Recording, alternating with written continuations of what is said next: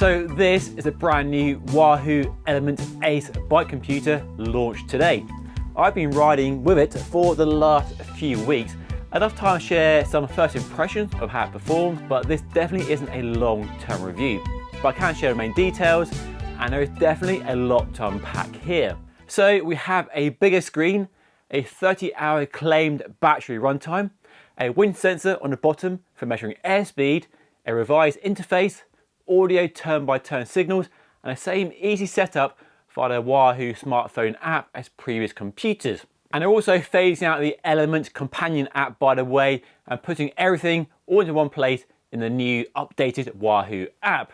And to help me test the new Wahoo Ace, I've been using it alongside a brand new Garmin Edge 1050. My review on this went live last week, link above in case you missed it. And there are obvious comparisons.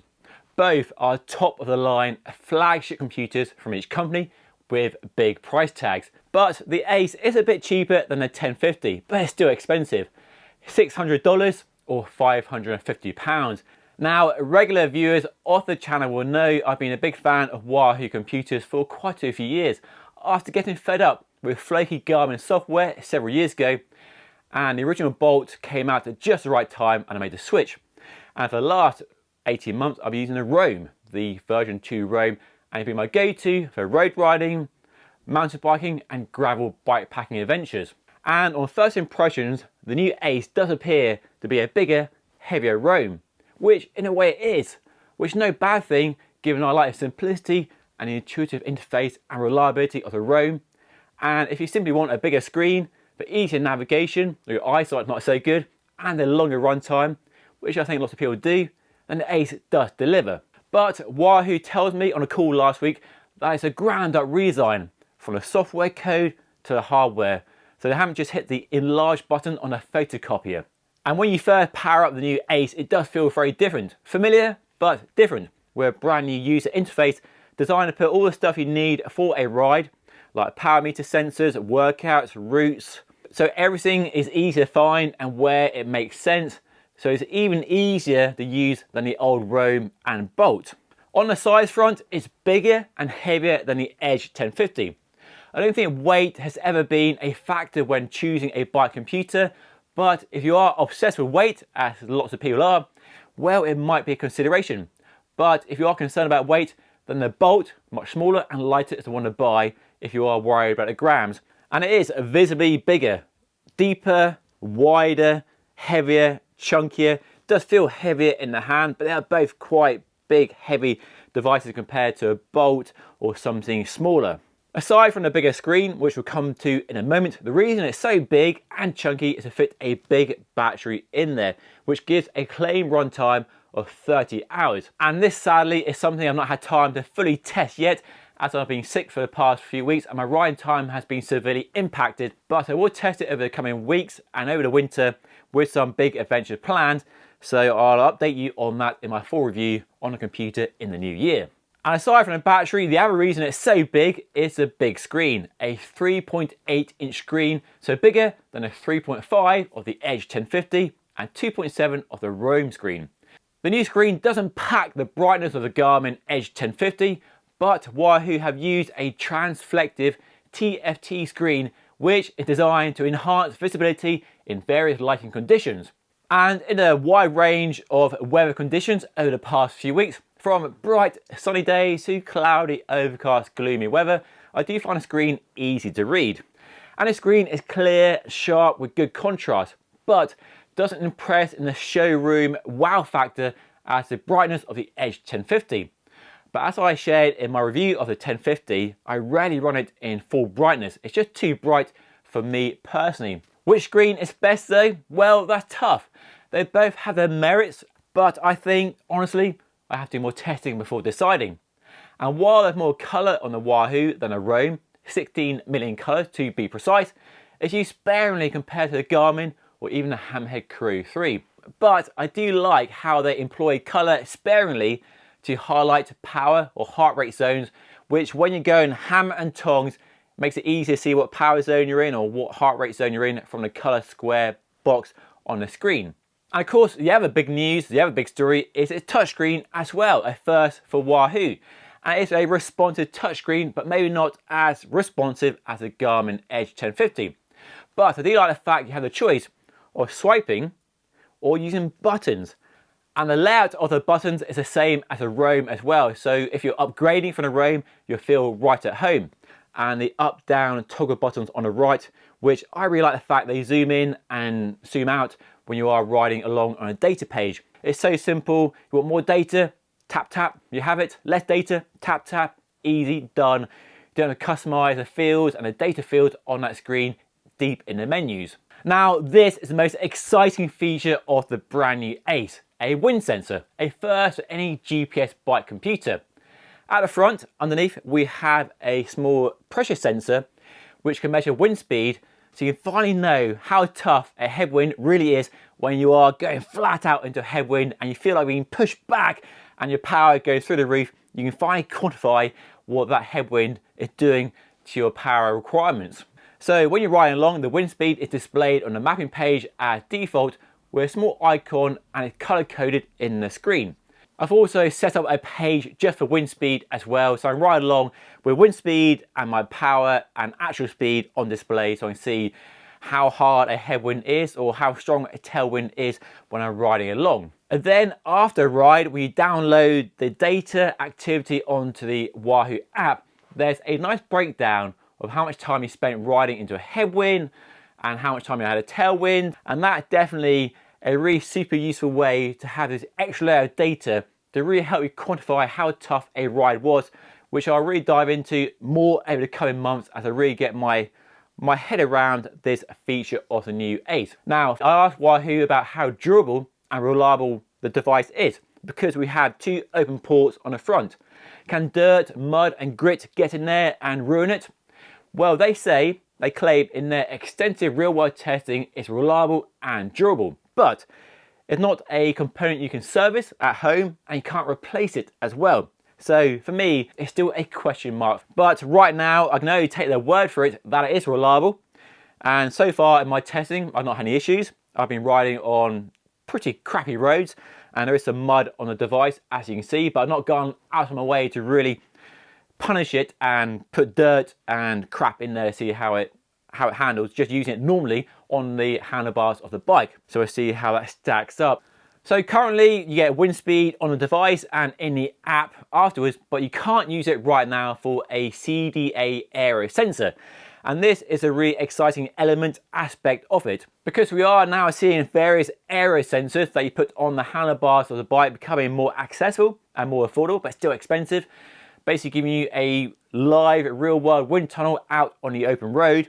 So this could potentially unlock that sort of aspect and give you CDA and let you test different helmets, wheels, bikes, positions on the bike out on the open road with all the data coming from the Wahoo Element Ace. But you can't do it right now, but that is something they talked about offering in the future. The hardware is here, and apparently they spent a bunch of time and just getting the hardware and the software to the point it is now for launch with quite a big effort. So really exciting potential, but right now just potential. And how long before we see that sort of feature remains to be seen. And when I was riding with it the other day with the aero speed sensor data doing its thing, I was wondering how useful this data will actually be.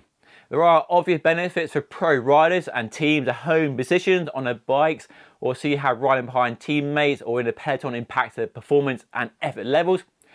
Could it over time become as instrumental as power meter data has become for the pros? And the other thought I had when riding into a headwind was, you ride into a headwind, you know it's hard, you feel the effort going up and your power is going up as you're really battling the headwind and you're sort of tucking yourself down, trying to reduce the frontal surface area. And is having a number on that headwind, knowing how fast that wind speed is that useful when you're actually battling a headwind, other than knowing that you need to flick your elbow, pull over, let your mate go into the headwind and suck their wheel to try and reduce the energy expenditure when riding into a headwind. So right now, I can't decide where it is on the gimmick, the game changer sliding scale. As ever, love to hear your thoughts on this, so drop a comment down below. I really like using the Roam for navigation. Very easy to get a route onto here and follow a route on the screen. And it's the same with the new Ace. Getting a route on here is as easy as ever via the Wahoo app, via Strava or your favorite mapping app, Commute, Map My Ride, and so on. And you can plot a route on here as well, scroll around the map, find a point of interest.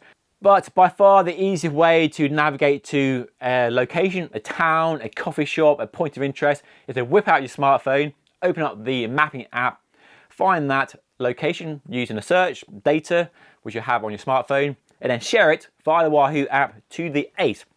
And that works extremely well. And it works the same as on the Garmin Edge 1050. And when you finally got a route on here, the Ace has a speaker and can now do voice turn-by-turn directions. This is a feature, if I'm honest, I'm not really a fan of, but I tried it the other day and it does work well. Left turn ahead.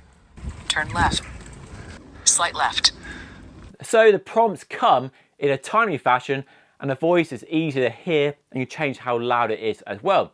So you can potentially ride along and never look down at your screen when following a route because the voice prompts come in that timely fashion, as I said. And when I purposely rode, of course, it did a really nice job of rerouting me back in the right direction very quickly with no real delay on the device at all. Rerouting. Left turn ahead. But boy, I don't like having a voice on my handlebars telling me where to go. I prefer to have that feature turned off and just occasionally look down at the screen when approaching a turn or a junction and see which way the line is going, that sort of breadcrumb trail, and just follow that. That's how I use my Wahoo Element Roam, and it works well for me. But turn by turn with that voice prompt does work well if that's the way you like to ride, but you can turn it off if you want. So yeah, navigation as reliable as my experience with the Roam, so no issues so far in my testing following route, so that's pretty hunky-dory. She also mentioned that in the box you get a USB-C charging cable and you also get a very lovely aluminium computer mount. So that goes around a 31.8mm handlebar, but the downside is that many medium to high-end bikes have a one-piece aero cockpit and stem with no round bit to fit this too, which is a real shame because this is a lovely mount. So you have to use the mount that comes with your handlebar or stem from whatever manufacturer you're using. That's the only downside. And there's no real standard for out front mounts. The only one really approaching a standard is when you have two bolts underneath the handlebar and you fit this sort of stem out front mount too, which I like using because you have the computer mount on the top and then a GoPro mount on the bottom for a GoPro or other camera like Insta360 Ace Pro or the X4 for out front video capturing action, or a light or a bell or something else. So that's the downside. Anyway, so first ride impressions, I'm impressed. It's a very nice device, nice upgrade from the Roam with a bigger screen, not as fancy and bright as the Edge 1050, and I'm reserving judgment on which screen I prefer. I think so far I have pros and cons to both. As I mentioned, I don't think the brightness of the Garmin is always that necessary, and I like how crisp and clear and contrasty this screen is. And it's nice having a touchscreen as well because using a touchscreen is nice, especially on the mapping page, so you can move around the map. And having buttons is definitely greatly appreciated, which is a complaint I had with the Edge 1050. So thank you Wahoo, touchscreen and buttons, and it makes it really nice and easy to use. But it is heavy and it's bigger than the Edge 1050.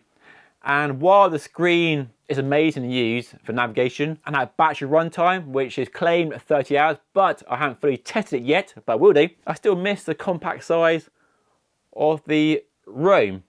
But I can see people, pros especially, having this for training and this for racing, having the option of a small one and a big one depending on what riding you're doing. So bike packing, this would be perfect with that battery runtime and a big screen for navigation. And then you're just road racing, that's all you need really. But of course, most exciting is the addition of that wind sensor. That is a really neat feature. Remains to be seen how useful it really is in the long term and whether they can deliver that aero sensor technology as well, which is definitely a game-changing feature compared to other computers on the market right now. So first impressions, yeah, it works really well. It's Wahoo's usual reliability and great easy interface, much easier to use and set up than a Garmin, despite the improvements from Garmin.